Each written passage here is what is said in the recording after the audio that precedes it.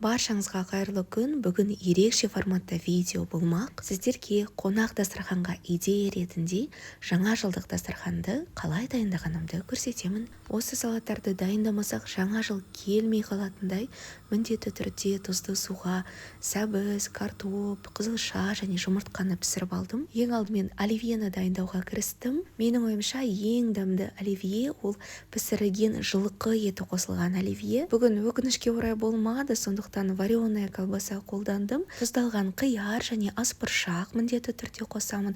Аз ғана тұз және аямай майонез қостым. Өздігінен осылай сиқырмен араласып кетті деп ойламаңыздар.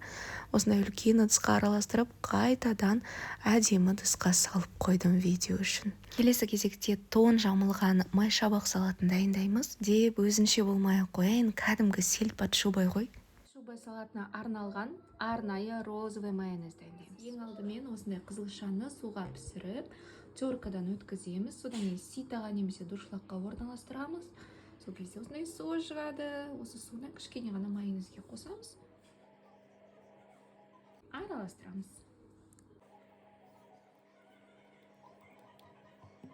Сонымен розовый майонез дайын.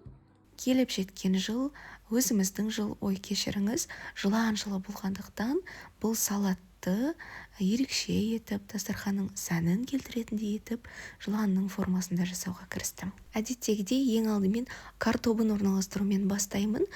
Көп кісілер бұл салатқа пияз қосып жатады, ең астына майшабақты, яғни селедканы орналастырып жатады.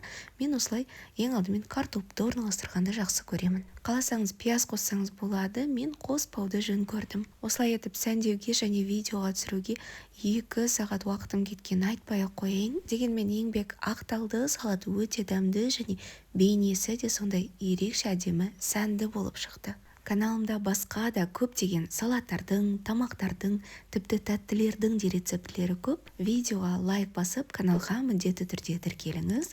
Алда керемет, пайдалы видеолар болады. Әрбір пікір, әрбір лүпіл жүрегімді жылытады, шабыттандырады.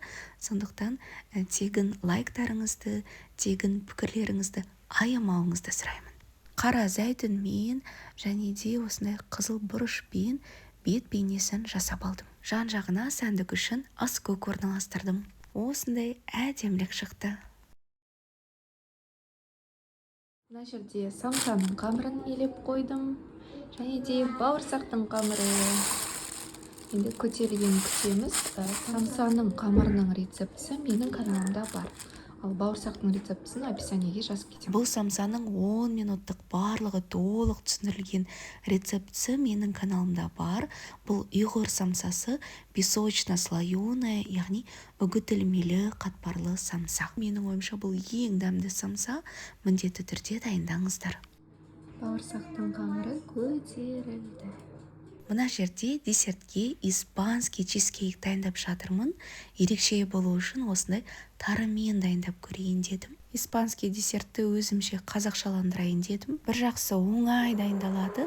Осылай блендермен езгілеп, пешке сала саламыз. Соға дайын, енді тарысын қосамыз. Бұқтырылған, пісіп тұрған тары. Қазақша испанский чизкейк болады. Осындай сұп-сұйық масса шықты. Қараңыздар, құрамында тары бар. Қазір енді пісіреміз.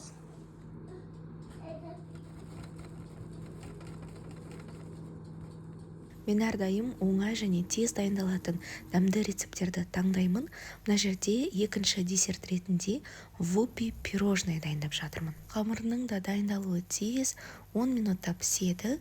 Описание бөліміне рецептісін қалдырып кетемін. Дәмі дәл вупи пай тортының дәмі. Қамырдың жартысына аз ғана қызыл бояуыштан қостым. Сондықтан осындай қып-қызыл красный бархат пирожныйсы секілді болып тұр. Дәмі торт, бет бейнесі осындай пирожное, сондай сүп-сүйкімді және де порционный дастарханы өте әдемі сәнді көрінеді. Ал дәмін сөзбен айтып жеткізе алмаймын. Міндетті түрде дайындап көрулеріңіз қажет. Бауырсақты пісіргеннен кейін баклажанды пісіріп аламын. Сондықтан осындай бөліктерге бөліп тұзға салып қоямын. Бауырсақ пісіп жатқан уақытта пеш бос тұрмау үшін осындай куриный шпажкиді салып қойдым. Осы күнге дейін бауырсақтардың қамырын дұрыс елемей жүріппін. Қазір өзіме ұнайтын сондай мінсіз рецепті таптым. Бұл рецепт бойынша бауырсақтарыңыз нервқа тимей, осылай жақсы аударылады. Сондай дәмді болып шығады. Описание бөліміне рецепті жазып қалдырамын. Дәл осы майға баялдыны қуырып аламын, крахмалға аунатып. Қытырлақ баклажан салатының мінсіз рецептісі каналымда бар. Осы уақытта куриный шпажки пісіп қалды, сондай сочный, мощный болып пісті.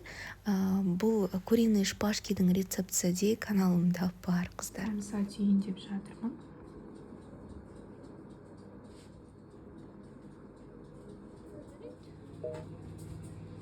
Самсаларымыз пісіп шықты, әп-әдемі болып. Негізгі тамақ ретінде де оңай тамақты дайындаймын. Бұл жерде сірне үшін осындай қойдың құйрық майын жұқалау етіп турап қазанға орналастырып аламын. Қой етін қолданамын, менде жас малдың тоқтының еті. Дәміне қарай тұз, қара бұрыш және де паприка қостым. Сірнеге қойдың еті керемет үйлеседі және де тез уақытта жұмсақ болып піседі. Әрине қаласаңыз үйде бар сиыр етін, жылқы етін де қолдансаңыз болады. Ол еттер әрине ұзағырақ пісуі мүмкін. Ірі еттерін ең астына, майдалау еттерін үстіне орналастырдым. Еттен кейін үстіне пияз қосамыз, кейін отымызды қатты шығарып, қазанымыздың бетін жауып 10 минуттай қатты отта қыздырамыз. Осы уақытта картопын дайындауға кірістім. Картопты екі әдіспен дайындауға болады. Пешке пісіріп алуға болады және тамақтың еттердің үстіне орналастыруға болады. Дәміне қарай тұз, паприка және сұйық май қостым.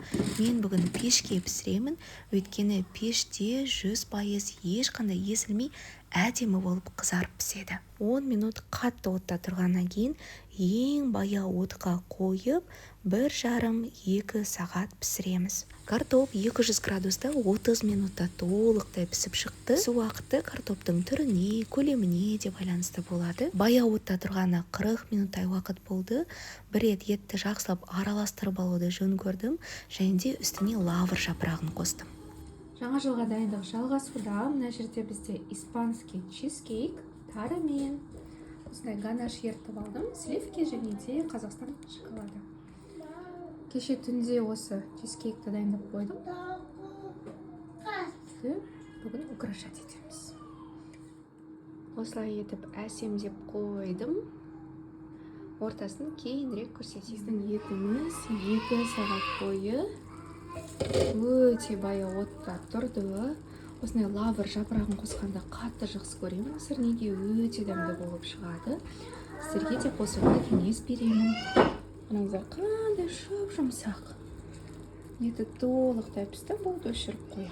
Енді мына еттің сөлінің дәмі кіру үшін осы қазанның ішіне картоптарымызды салып қойсақ болады. Жалпы сірне байқағаныңыздай өте оңай тамақ және де өте сондай дәмді тамақ, сондай қонақтарға дайындауға болатын тамақ. Маған қатты ұнайды бұл тамақ. Дайындалуы да өте оңай және әрдайым жақсы болып шығады. Былай қарағанда беспроигрышный вариант дейді ғой, сондай. Енді осылай сорпасының ішінде қалдырамын картопты. Картоптарымыз толықтай пісіп тұр. Қаласаңыз, осы картоптарды, етті алып тастап, картоптардың сөлінде бұқтырып алсаңыз да болады. Үстелге отыратын кезде жылытып жіберемін, сонымен тамақ дайын. Сірне тағамы осындай болып шықты. Қаласаңыз қосымша қамыр илеп, гүл ханым дайындап, үстіне орналастырып ұсынсаңыз болады. 5-6 адамға арналған жаңа жылдық шағын дастарханымыз осындай болып шықты. 2 түрлі десерт, бауырсақ, 2 түрлі холодный, яғни самса мен куриный шпажки, 3 түрлі салат, оливье, сельдь-под-шубой және хрустящий баклажан. Осындай жеміс жидектен нарезка дайындадым. Сусын ретінде табиғи газсыз шырын және мохито болды. Негізгі тамақ сірне. Құрметті көрерменім, каналымда бір жасағаннан шығатын пайдалы сенімді рецепттер көп. Видеоға лайк басып, міндетті түрде каналға тіркеліңіз. Дастарханыңыз тек жақсылыққа жайылсын. Жаңа видеоларда жүздескенше.